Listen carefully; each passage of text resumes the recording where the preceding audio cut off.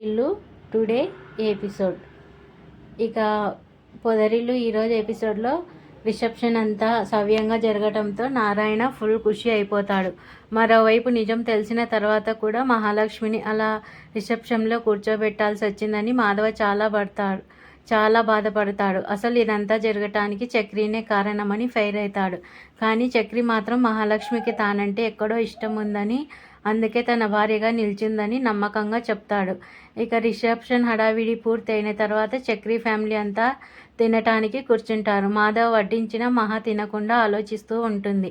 అమ్మా మహాలక్ష్మి, ఏం ఆలోచించకుండా తినమ్మా, ఇక నిన్ను ఎవరు ఇబ్బంది పెట్టరని మాధవ్ అంటాడు. ఆ తర్వాత నారాయణ ఫుల్లుగా మందు కొట్టేసి చక్రితో మాట్లాడతాడు. శభాస్రా బేటా, నీ వల్లే ఇన్నాళ్ళకి మన ఇంట్లో ఫంక్షన్ జరిగింది అంటాడు.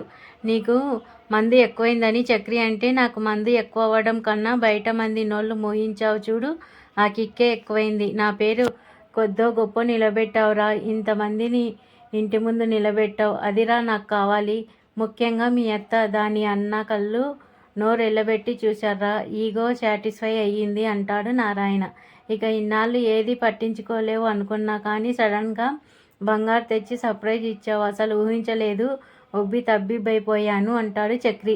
నీ అంత విధవ కాదురా ఈ నారాయణ. నీకు ఒక సంగతి తెలుసా, ఈ రిసెప్షన్ ఐడియా ఇచ్చిందే నేను, అయినా ఏం లాభం, నా ప్రెస్టేజ్ మొత్తం పాడైపోయింది. మెడలో పసుపు కొమ్ములతో నా కోడల్ని నిలబెట్టారు, ఒక్కడికి ఆలోచన లేదు, అదే నారాయణ గొప్ప గుణం అంటూ ఏదేదో మాట్లాడతాడు. ఇక నిజంగా ఆ టైంకి గోల్డ్ తెచ్చి సూపర్గా మెడలో వేయించావంటూ నారాయణతో సంతోషంగా చెప్తాడు చక్రి. మీ అమ్మ తాలిబొట్టు ఇన్నాళ్ళు దాన్ని గుర్తుగా ఉంచుకున్నాను, ఇప్పుడు దాన్ని షాప్లో ఇచ్చి కొత్తది తెచ్చానని నారాయణ అంటాడు. అయితే ఇదంతా దూరం నుంచి గమనిస్తున్న మాధవ్ అవాక్కవుతాడు. వీడేంటి తప్పనిసరి పెళ్లి చేసుకున్నానని చెప్పి ఇప్పుడు ఆనందపడుతున్నాడని అనుకుంటాడు. ఇంత ఆనందంలో కూడా చిన్న బాధ. పెద్దోడికి కానీ ఆ గాయత్రిని ఇచ్చింటే వాడికి పెళ్ళి అయిపోయేది కదా, అది మారదురా, అది మారదని తయారును తిట్టుకుంటూ వెళ్ళిపోతాడు నారాయణ. తప్పనిసరి తాళి కట్టినవాడు కోరుకున్నదే జరిగినట్లు ఇంత సంతోషపడుతున్నాడేంటా అని మాధవ్ అనుకుంటాడు. ఇక చక్రి మహాగదిలోకి వెళ్ళి లోపలికి రావచ్చా అని అడుగుతాడు. చాలా దూరం వచ్చాక అడగాల్సిన ప్రశ్నే కాదు అంటూ మహా సెటైర్ వేస్తుంది. చక్రి దగ్గరికి రాబోతే, ఆగండి, దూరం చాలు, అక్కడే ఆగిపోతే మర్యాదగా ఉంటుంది అంటుంది. ఈరోజు మీరు నా కోసం చేసిన సహాయానికి థ్యాంక్స్ చెప్పడానికి వచ్చాను అంటాడు. మీకోసం చేశానని మీరెవరు చెప్పారని మహా అడుగుతుంది. ఎందుకు చేసినా మీ వల్ల మా అందరి పరువు నిలబడింది, కానీ మా నాన్న సడన్గా పుస్తల తాడు తెచ్చి మీ మెడలో వేయమంటాడని అస్సలు ఊహించలేదంటాడు చక్రి. నటించాలని నిర్ణయించుకున్నప్పుడు సగం నటించి సగం నిజం సగం అబద్ధం అని చెప్పలేను కదా అంటుంది. అది చూసి మీరు అక్కడే నిజం చెప్తారేమోనని భయపడ్డాను, కానీ మీరు చాలా ఓపిక పట్టారు, అందుకు కూడా థ్యాంక్స్. నేను కూడా మీకోసం ఎంతో కొంత చేశాను, ఆ పిల్లకోడితో మీ పెళ్ళి తప్పించాను అంటాడు. లాభం ఏంటి, అక్కడ తప్పించి ఇక్కడ మన పెళ్ళి రిజిస్టర్ చేయించారు అంతేగా అని మహా ఫైర్ అవుతుంది. ఇంకా మాట్లాడితే కొట్టేసేలా ఉంది, సరే మీరు రెస్ట్ తీసుకోండి అని చక్రి అంటాడు. ఇక రేపు పొద్దున నేను హాస్టల్లో జాయిన్ అవ్వాలి, దానికి ఏర్పాట్లు చూడండి అంటుంది మహా. ఇక చక్రి పక్కకు పిలిచి మాధవ మాట్లాడతాడు. బాగా నీరసంగా ఉంది, పొద్దున మాట్లాడదాం అన్నయ్య అంటాడు. రే యాగు, ఎక్కడికి రా, తప్పించుకుంటున్నావు, చెప్పు, నీ గురించి చెప్పు. నాకు తెలియని చక్రి కనబడుతున్నాడు, నాకు కొత్త చక్రి కనపడుతున్నాడు, నువ్వు చెప్పింది మొత్తం అబద్ధం అనిపిస్తుంది అంటాడు మాధవ. దేని గురించి అని చక్రి అడిగితే, పెళ్ళి గురించి అంటాడు. ఉన్నది ఉన్నట్లుగానే చెప్పాలని చక్రి అనగానే, రేయ్, పెళ్ళి చేసుకొని వచ్చిన రాత్రి నువ్వు ఏం చెప్పావు, గదిలో మహాలక్ష్మి నాతో ఏం చెప్పింది, నువ్వు నాన్నతో ఏం మాట్లాడుతున్నావు అంటూ మాధవను వరుసగా ప్రశ్నలు వేస్తాడు. నేను అన్నీ నిజాలే అని చక్రి కవర్ చేయబోతే, లేదు, నువ్వు నిజాలు చెప్పలేదు, చాలా అబద్ధాలు చెప్పావు.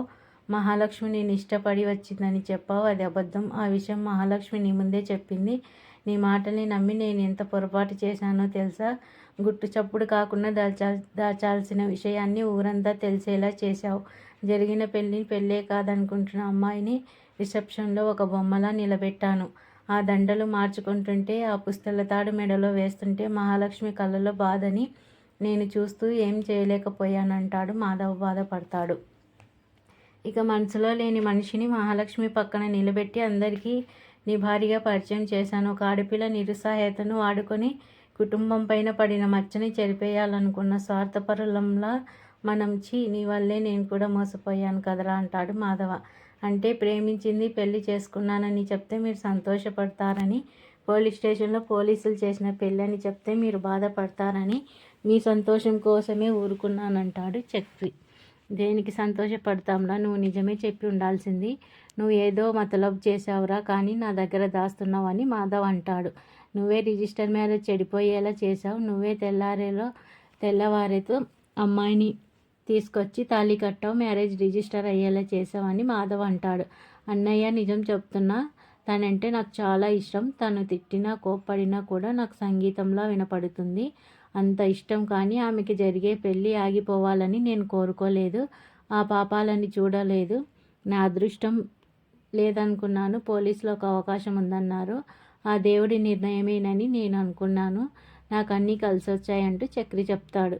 ఇంటికి తీసుకొచ్చాక జరిగింది నీతో చెప్పేవాడినేమో నాకు తెలియదు, కానీ మీరు ఊరంతా తెలిసేలా రిసెప్షన్ ఏర్పాటు చేశారని, ఇవన్నీ నేను అడిగాను. మీ సంతోషాన్ని మీరు అలా చూపించారు. మీ సంతోషాన్ని కాదనలేక ఆ అమ్మాయి సర్ది చెప్పలేక మధ్యలో నేను నలిగిపోయానని చక్రి చెప్తాడు.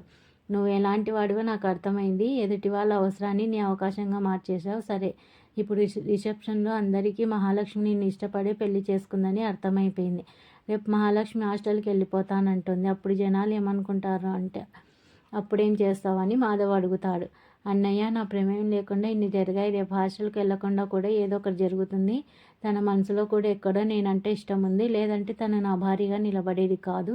కొంచెం టైం పడుతుంది, కానీ ఇది మిమ్మల్ని విడదీసే పెళ్ళి మాత్రం కాదు, మమ్మల్ని విడదీసే పెళ్ళి మాత్రం కాదు అని చెప్పి చక్రి వెళ్ళిపోతాడు.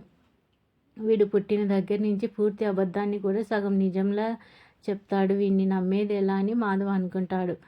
ఇక గదిలో కాకుండా చక్రి మళ్ళీ హాల్లో పడుకోవడం రావడంతో తమ్ముళ్ళు ఇద్దరు ఏడిపిస్తారు. ఏంట్రా ఇప్పుడు కూడా ఇక్కడ పడుకుంటున్నావు, పోయి గదిలో పడుకోపో అంటారు. అన్నయ్యకి పెళ్ళి కాకుండా మేము ఇప్పుడు హ్యాపీగా ఉండటం నాకు ఇష్టం లేదంటూ చక్రి కవర్ చేస్తాడు. ఇక ఉదయం కాగానే మహా స్నానం చేసి రెడీ అయ్యి బట్టలు ఆరేసేందుకు వస్తుంది. అయితే అప్పుడే నారాయణ నిద్రలేశాడు. ఏంటి సూర్యనారాయణ, ఈ ఆదినారాయణని లేపటానికి ఇంత తొందరగా వచ్చేయాలా? బార్ తీసే టైంకి లేపితే చాలు కదా అంటూ సూర్యుడితో మాట్లాడుకుంటూ ఉంటాడు. నారాయణ వెంటనే లేచి ఒక బీడీ కాల్చి నోళ్ళు పుక్కరించుకొని ముఖం కడుక్కొని షర్టు వేసుకొని సైకిల్ మీద లిక్కర్ షాప్కి బయలుదేరుతాడు. ఇదంతా చూసిన ఈయనేంటి ఇలా ఉన్నాడు, తొందరగా హాస్టల్కి వెళ్ళిపోవాలనుకుంటుంది మహా. ఇక బయట కూర్చున్న మహా దగ్గరికి చక్రి వచ్చి గుడ్ మార్నింగ్ అంటాడు. నా లైఫ్లో మార్నింగే ఉంది, గుడ్డు లేదు అంటుంది. అలా అని బ్యాడ్ కూడా లేదు కదండి, ఏంటి మరి రెడీ అయ్యి ఎక్కడికైనా వెళ్దామా అని చక్రి అడుగుతాడు. ఏంటి ఎక్కడికైనా వెళ్ళేది? నేనేమైనా వేసవి సెలవులకి పల్లెటూరు నుంచి పట్నం వచ్చాను అనుకుంటున్నారా?